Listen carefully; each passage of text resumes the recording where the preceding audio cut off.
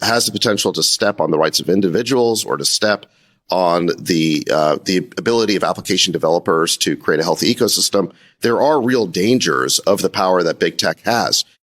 But what Lena Khan has done is just go after, quote, bigness, which just means stopping these companies from doing anything that would make them bigger. The approach is just not surgical enough. It's basically like taking a meat cleaver to the industry.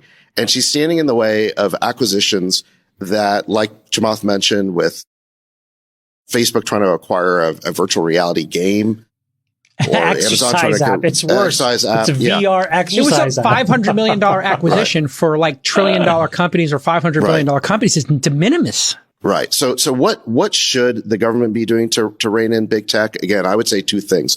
Number one is they need to protect application developers who are downstream of the platform that they're operating on. When these big tech companies control a monopoly platform, they should not be able to discriminate in favor of their own apps against those downstream app developers.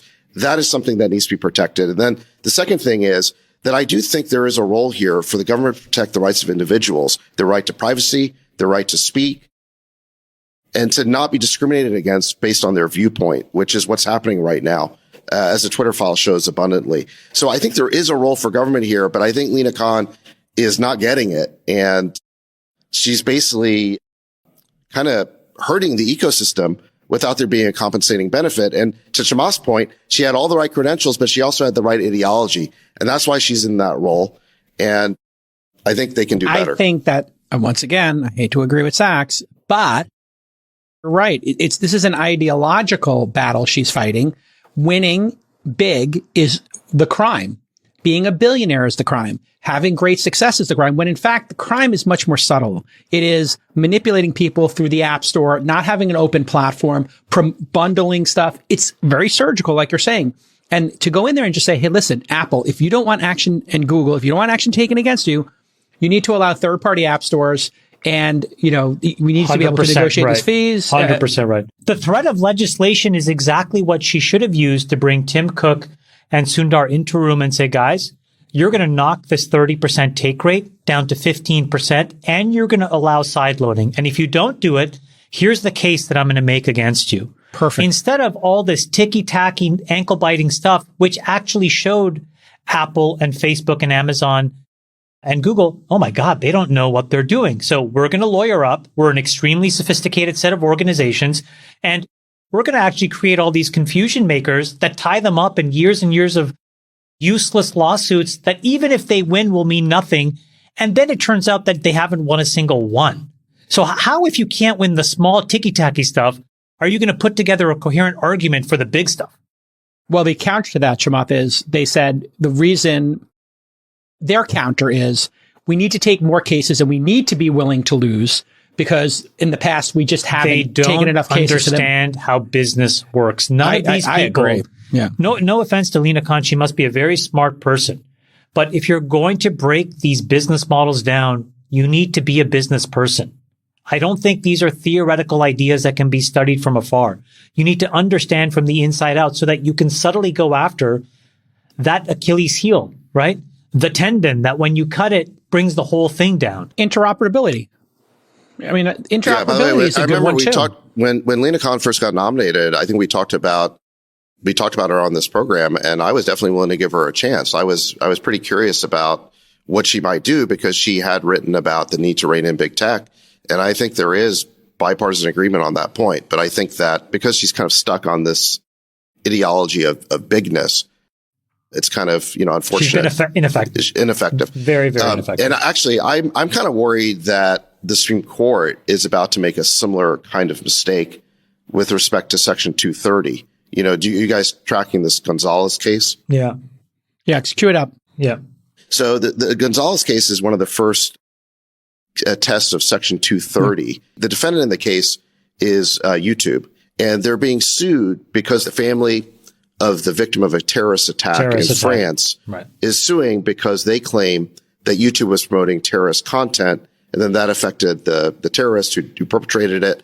I think just factually, that seems implausible to me. Like, I actually think that YouTube and Google probably spent a lot of time trying to remove, violent or terrorist content, but somehow a video got through.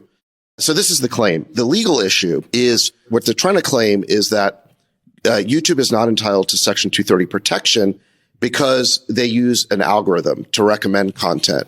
And so Section 230 makes it really clear that tech platforms like YouTube are not responsible for user-generated content.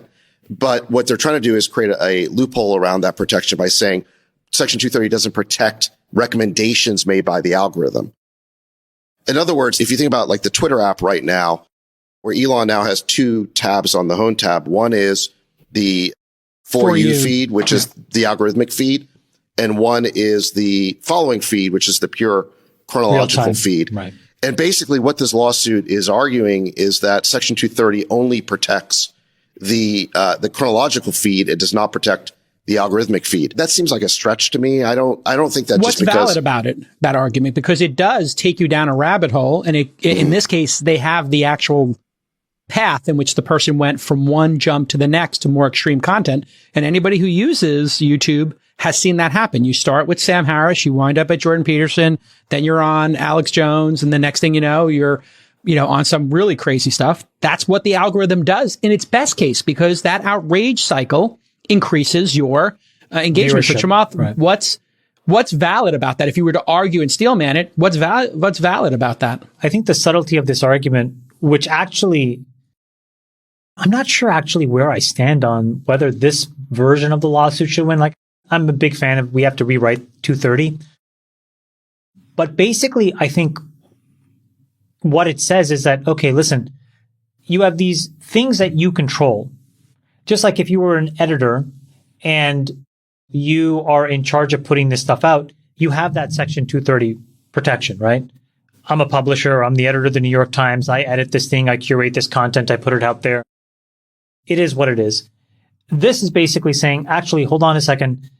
There is software that's actually executing this thing independent of you. And so you should be subject to what it creates. It's an editorial decision. I mean, if you are to think about it, Section 230 was, if you make an editorial decision, you're now a publisher. The algorithm is clearly making an editorial decision, but in our minds, it's not a human doing it, Friedberg. So maybe that is what's confusing to all of this, because this is different than the New York Times or CNN putting the video on air and having a human have vet it. So where do you stand on the algorithm being an editor and having some responsibility for the algorithm you create? Well, I think it's inevitable that this is going to just be like any other platform where you start out with this notion of generalized, ubiquitous platform-like features. Like Google was supposed to search the whole web and just do it uniformly, and